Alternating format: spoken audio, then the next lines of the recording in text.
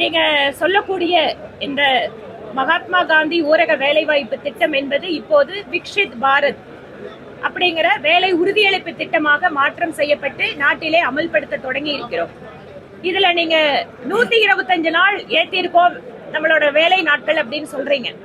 125 நாட்கள் உயர்த்துவது அப்படிங்கறத வேலையில்லாத ஏழை தொழிலாளிகளுக்கு ஒரு உத்தரவாதம் அளிக்கக்கூடிய ஒரு வாய்ப்பு. இரண்டாவது, நீங்க சொன்ன மாதிரி 2 மாசம் கேப் கொடுத்திருக்கீங்க.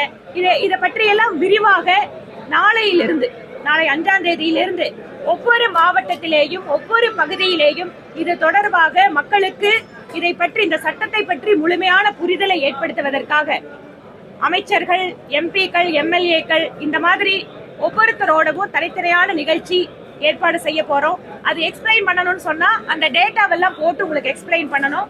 அதனால நாளைக்கு உங்களுக்கு விவசாய கருத்தரங்கள மாநாட்டில் இதற்கான முழுமையான பதில் கிடைக்கும்.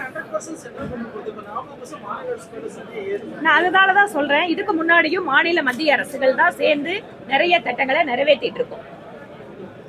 இந்த வேலைவாய்ப்பு திட்டத்தின் புதிய சட்டத்தின் வாயிலாக ஏமாத்துறது, ஆளே இல்லாம ஜாப் கார்டு போடுறது, இந்த மாதிரி நிறைய விஷயங்கள் மாறுதல் அடைய போகுது. அது மட்டும் இல்ல, ஏதோ ஒரு வேலையே அந்த 100 நாள் வேலை வாய்ப்பு திட்டத்துல செய்யாம ஒட்டுமொத்தமாக டிஜிட்டல் மயமாக்கி என்ன வேலைகளை செய்கிறோம், அதாவது வேலை அளிப்பது மட்டும் ஒரு சட்டத்தினுடைய நோக்கமாக இல்லாமல் கிராம பொருளாதார அடிப்படை கட்டமைப்பு வசதிகளோடு இந்த சட்டம் அந்த வேலை வாய்ப்பை உருவாக்குது.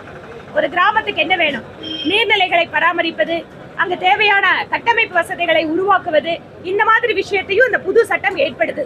அதனால் இது ஒரு முழுமையான சட்டமாக இருக்கும். உங்களோட கேள்வி.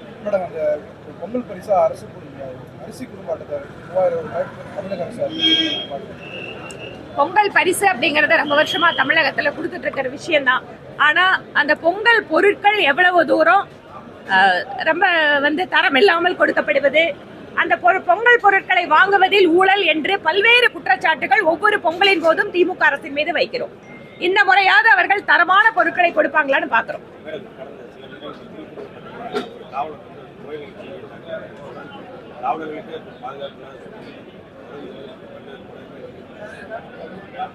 சார், நீங்க காவலருக்கு பாதுகாப்பு இல்லைங்கிறீங்க.